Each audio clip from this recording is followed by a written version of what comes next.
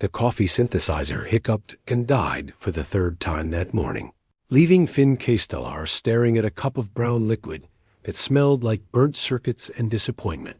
He kicked the base of the machine with practiced irritation, watching the diagnostic lights flicker weakly before surrendering entirely. "Perfect," he muttered, taking a cautious sip and immediately regretting it. Just perfect. Helix 9 mining station had been abandoned for 5 years now, ever since the asteroid belt's valuable minerals had been depleted. Most salvagers had picked it clean within the first 2 years. But Finn had found his niche in the forgotten corners, repairing and refurbishing the leftover tech that others deemed worthless. It wasn't glamorous work, but it kept him fed and gave him the solitude he craved after his messy departure. From the Colonial Engineering Corps, the station's vast observation deck offered a spectacular view of the Kepler ring, a cascade of crystalline asteroids that caught and refracted the light of distant stars like a celestial chandelier.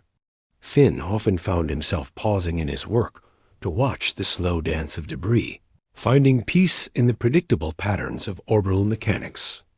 Unlike people, asteroids didn't lie, cheat, or file false reports about reactor malfunctions. His portable scanner chirped softly from across the room. Finn ignored it, focused on coaxing life back into a navigation array that had been corroded by years of neglect. The chirping became more insistent. "What now?" He sighed, abandoning his work to check the display.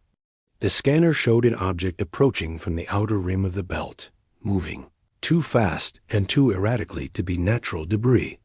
Finn frowned, adjusting the sensitivity. The signature was unlike anything in his databases.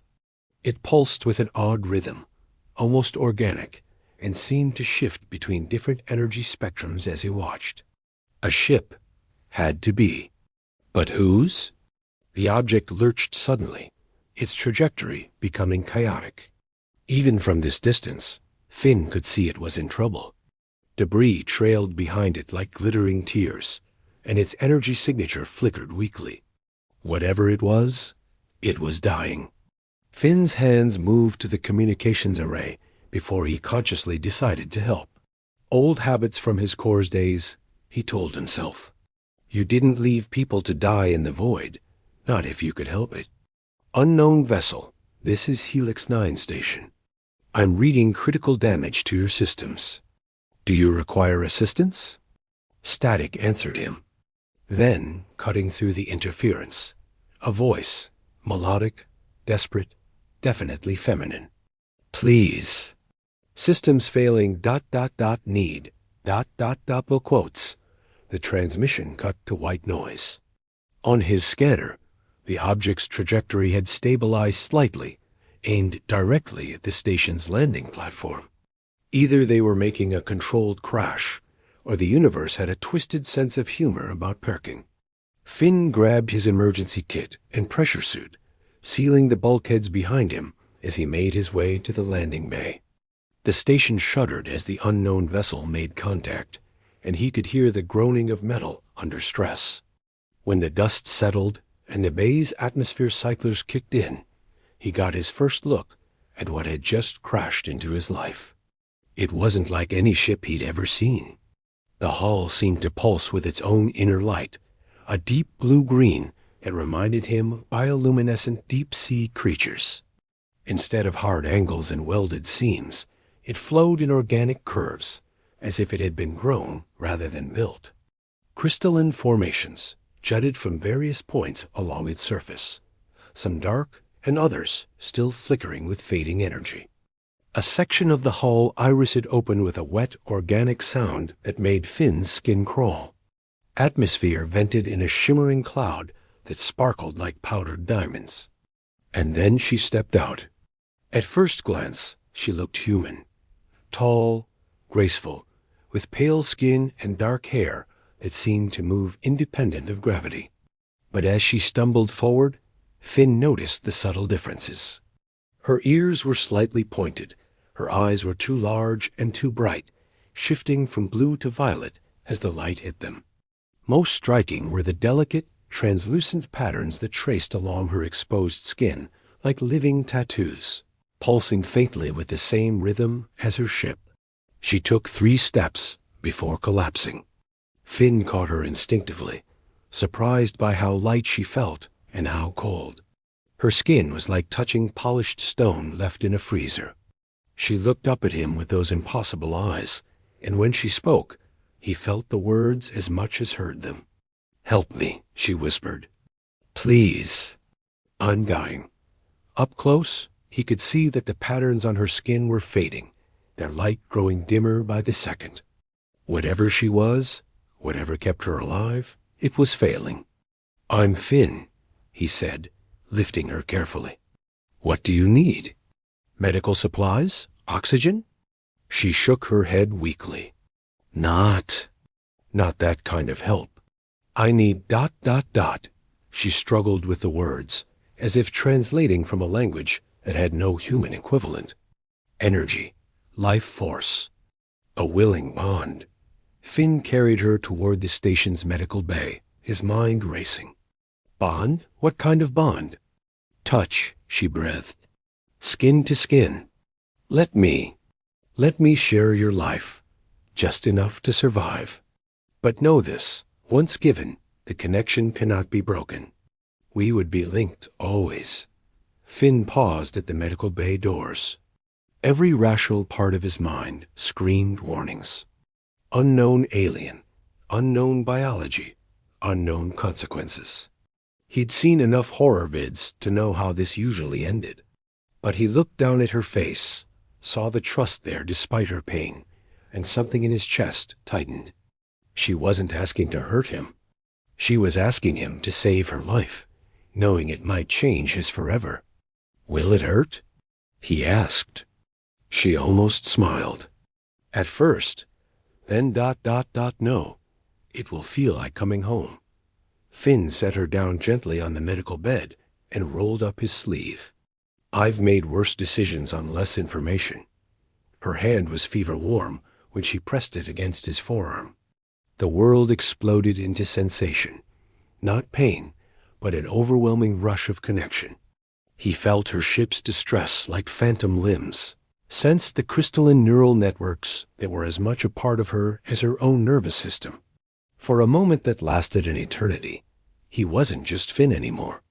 He was part of something vast and ancient and beautiful.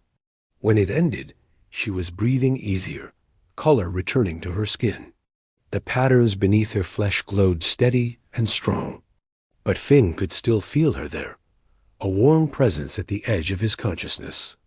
"Thank you," she said, sitting up slowly. "I am Nissa Vithron of the Zephyrian Collective. And you, Finn Castellar, have just saved my life. How did you know my name?" He asked, then answered his own question. "The bond," she nodded. "We are connected now. I can feel your thoughts, as you can feel mine, if you learn to listen. Your kindness ... double quotes." She paused, studying his face with new intensity. "Your kindness may have saved us both." Outside, her ship pulsed brighter, responding to her recovery. Finn could feel it too now. The vessel's pain, its gratitude, its strange alien contentment. He'd spent his life fixing broken machines, but this was something else entirely. This was the beginning of something that would change everything. Finn woke to the sound of singing. Not quite singing, he realized as consciousness fully returned. More like a low, harmonic humming that seemed to vibrate through the station's hull itself. He sat up in his narrow bunk, disoriented. The chronometer read 0347 hours, but he felt more rested than he had in months. The humming was coming from the landing bay. He found Nissa there, standing beside her ship with one hand pressed against its crystalline surface. The vessel's bioluminescent patterns pulsed in rhythm with her touch, creating an intricate light show that painted the bay in shifting blues and greens.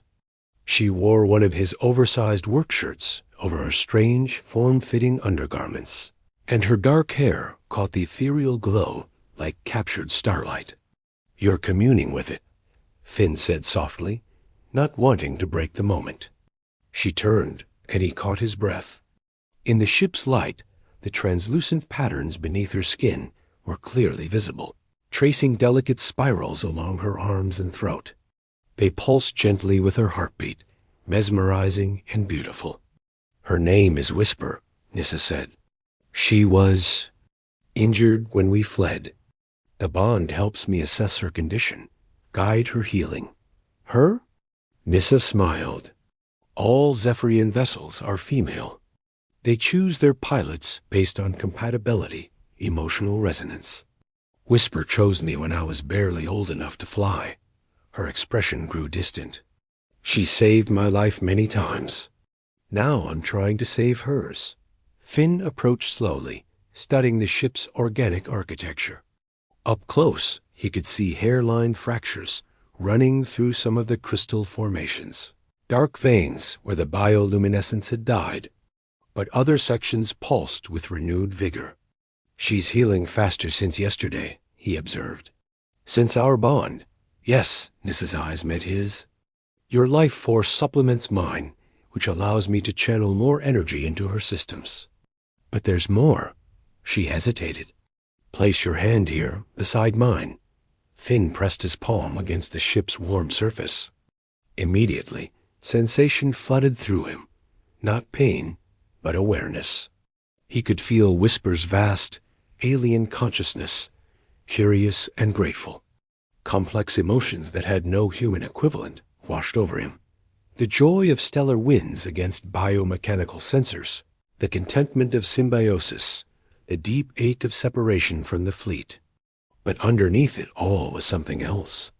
A presence that felt distinctly like coming home. Incredible, he breathed. The bond is deepening, Nyssa said, watching his face carefully. Faster than should be possible. Normally, it takes months for a human nervous system to adapt to Zephyrian bioresonance. Is that bad? I don't know. Her honesty was startling.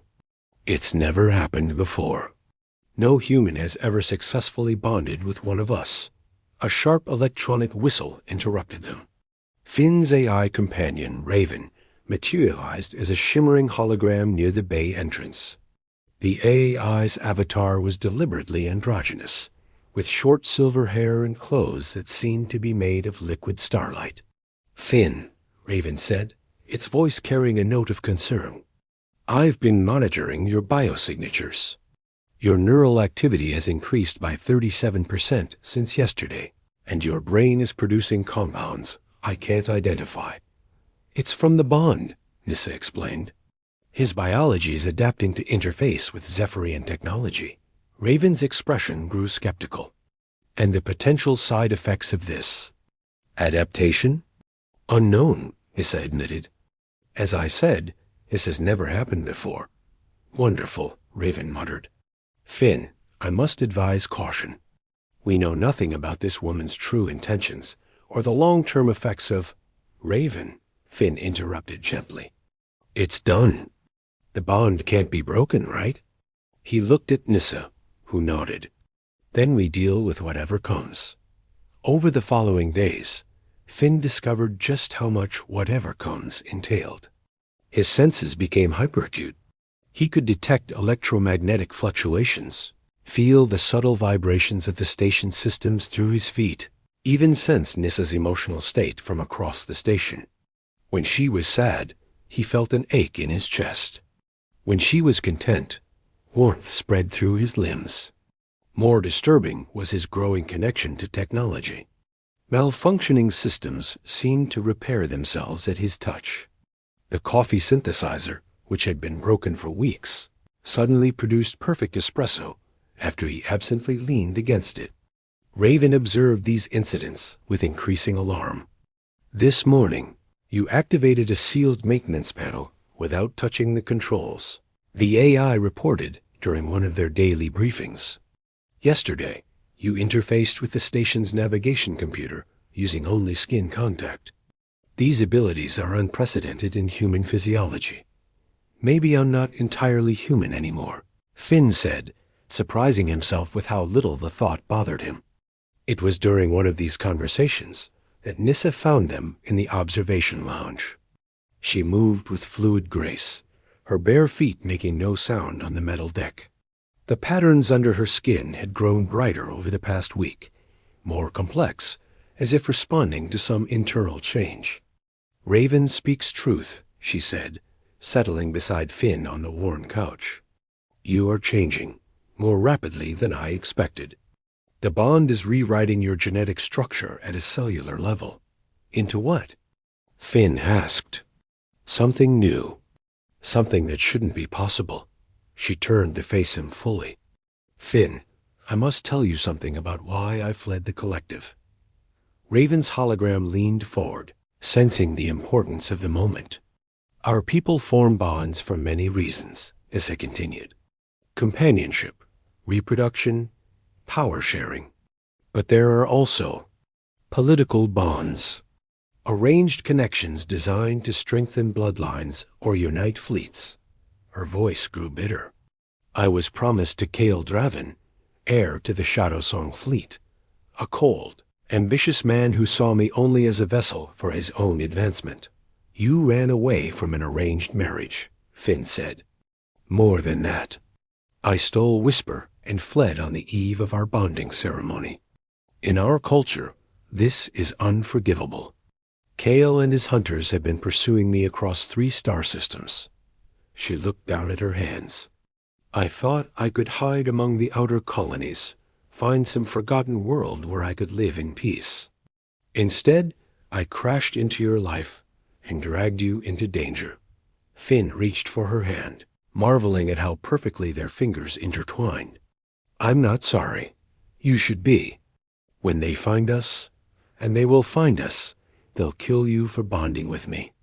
No human has ever shared consciousness with a Zephyrian. You're an abomination to them."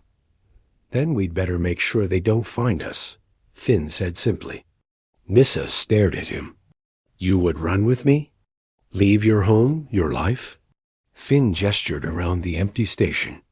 "What life?" "I've been hiding here for 2 years, fixing broken machines and avoiding human contact. For the first time since ... double quotes." He paused, surprised by the emotion in his voice. "For the first time in a long time, I feel alive, connected." "You did that." The patterns under Nissa's skin flared brighter, and Finn felt a rush of emotion through their bond, gratitude, wonder, and something deeper. Something that might have been love. "The repairs to Whisper are nearly complete," she said softly. "We could leave soon. But Finn, if you come with me, there's no going back. The bond will only grow stronger. Eventually, you might lose what makes you human." "Maybe being human is overrated," Finn replied, leaning closer. "Maybe becoming something new with you is exactly what I need." Their lips met in a kiss that sent cascades of shared sensation through the bond. Finn tasted starlight and felt the vast loneliness of space that Nissa had carried for so long. She felt his years of isolation, his hunger for connection, his growing love for her. When they separated, both were breathing heavily. "The transformation is accelerating," Nissa whispered against his lips. "I can feel it. Is that bad?" She smiled, and the expression was radiant. "I think it might be wonderful." Across the room, Raven's hologram flickered with what might have been disapproval. But the AI said nothing, recognizing that some changes, once begun, could not be stopped. Outside, Whisper hummed with contentment, her crystalline hull pulsing in rhythm with the heartbeats of her newly bonded crew. The ship was healing, powered by a connection unlike anything the galaxy had seen before. And in the depths of space, something cold and patient adjusted its course toward Helix 9, drawn by the unique energy signature of an impossible bond. The alarm shrieked through Helix 9 like the death cry of something ancient and angry. Finn jerked awake, his enhanced senses immediately cataloging the threat. Massive energy signature, approaching fast, definitely hostile. Through the bond, he felt Nissa's spike of terror before she even spoke. "They've found us." She was already moving, pulling on her boots with practiced efficiency. The patterns under her skin flared brilliant white with fear and adrenaline. Whisper's distress echoed through the station's hull, a low harmonic wail that made the metal groan. "How long do we have?" Finn asked, grabbing his tool belt and emergency kit.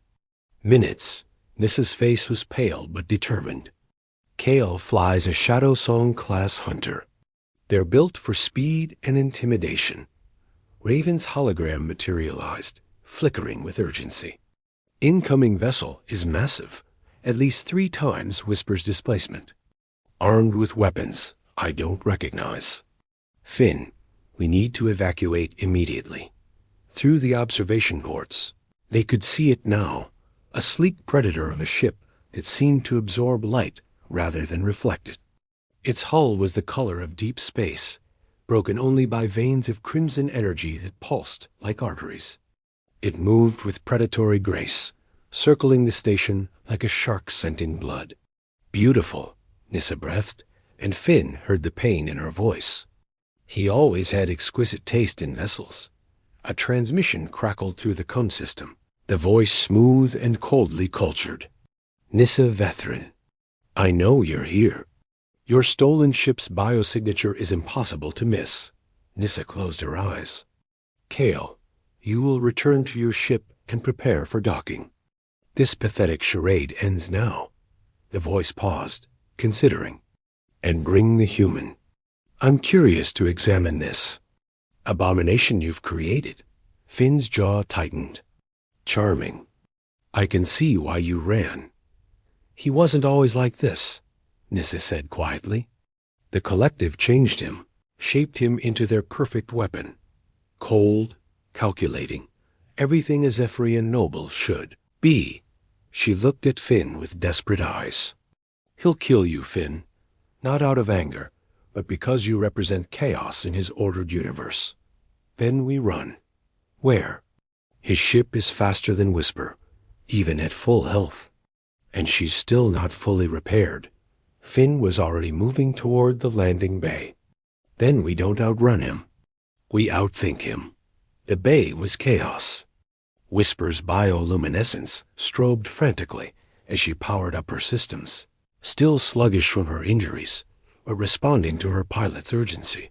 Finn's hands flew over the emergency release controls, his enhanced abilities interfacing directly with the station's systems.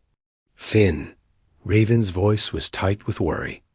"The hunter is extending docking clamps. They're boarding the station."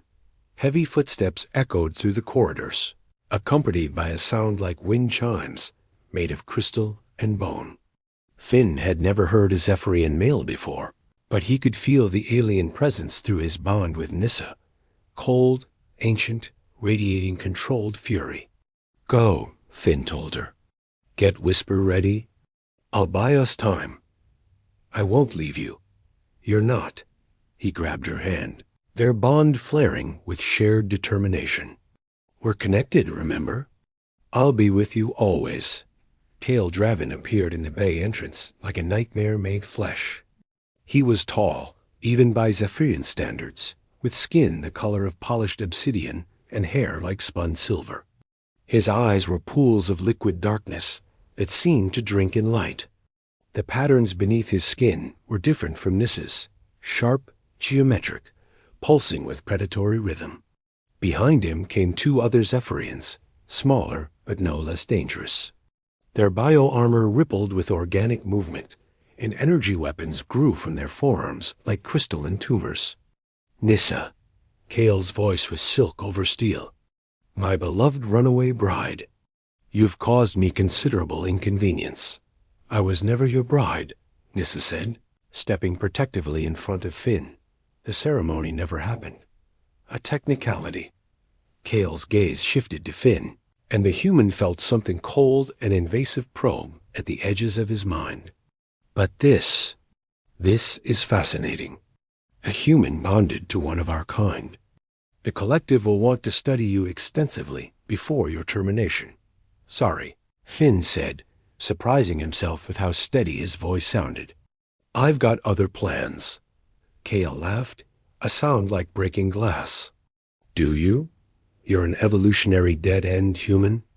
A mistake that will be corrected. His patterns flared brighter.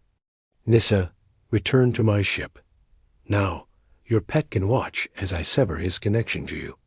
The process is quite agonizing, I'm told. No. Nissa's voice rang with authority Finn had never heard before. I reject your claim, Kale Draven. I reject the collective's authority. One choose my own bond, my own fate. You choose exile. Death. For what? This crude creature, who doesn't even understand what you've made him. Finn stepped forward, feeling power flow through the bond, not just from Nissa, but from Whisper, from the station systems, from the very metal and crystal around them. I understand enough. I understand that she's free to choose her own life. And she chose me. The air between them crackled with tension. Kale's warriors raised their weapons, but their leader held up a hand. Very well, Kale said softly. By the old laws, I challenge your claim. Combat, single engagement. If you win, you may flee with your stolen prize. When you lose, she returns with me willingly. And if I refuse? Finn asked. Then I kill you both where you stand. Nissa grabbed Finn's arm. Don't.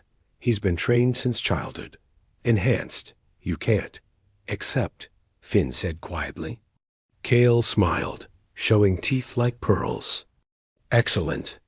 Shall we begin? The Zephyrian moved like liquid lightning, crossing the bay in a heartbeat. His fist, wreathed in bioelectric energy, drove toward Finn's chest with killing force. But Finn was no longer entirely human. The bond with Nissa had changed him, given him access to reflexes and perceptions beyond his species' limitations. He twisted aside, letting Kale's momentum carry him past, then grabbed the alien's wrist and used his own enhanced strength to send him crashing into a cargo container. Kale recovered instantly, spinning with inhuman grace. His patterns blazed as he drew energy from his bioarmor, shaping it into crackling whips of pure force. They lashed out like serpents, but Finn was already moving. His consciousness expanded through the bond to include Whisper's sensors, the station systems, even the minute electromagnetic fluctuations of the combat itself. He was no longer fighting as a human. He was fighting as something new. The battle raged across the bay, neither combatant able to land a decisive blow.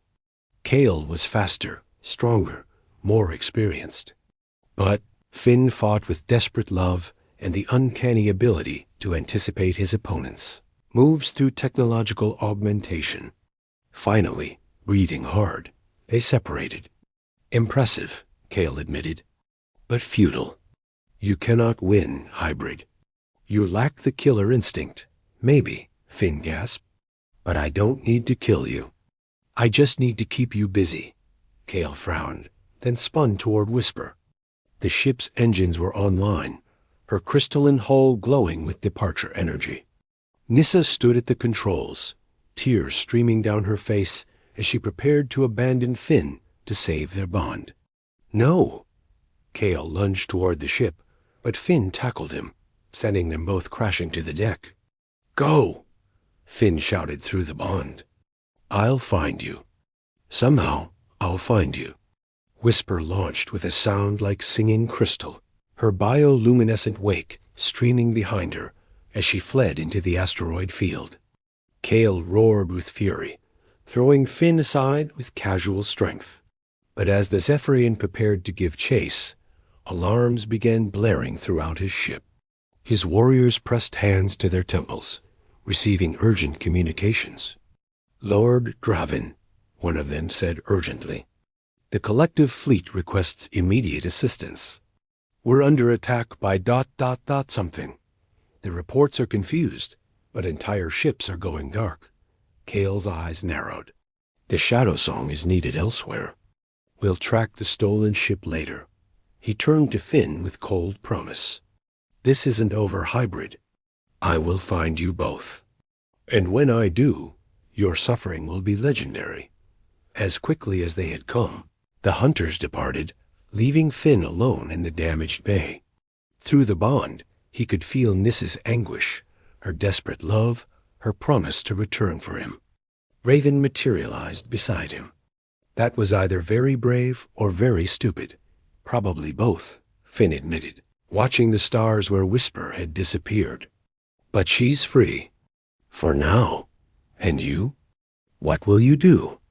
Finn looked at his hands, seeing the faint patterns beginning to emerge under his skin, a sign of his continuing transformation. Through the bond, he could feel Nissa's ship heading toward the outer rim, toward dangers unknown. I'll follow her, he said simply. The bond works both ways. She can find me, and I can find her. We just need time. Time for what? Finn smiled grimly. Time to become something neither the collective nor their hunters can stop. In the depths of space, Whisper carried her heartbroken pilot toward an uncertain future, while behind them, the seeds of a revolution neither human nor Zephyrian had ever imagined began to take root. The hunt was far from over, but the prey had become something altogether more dangerous.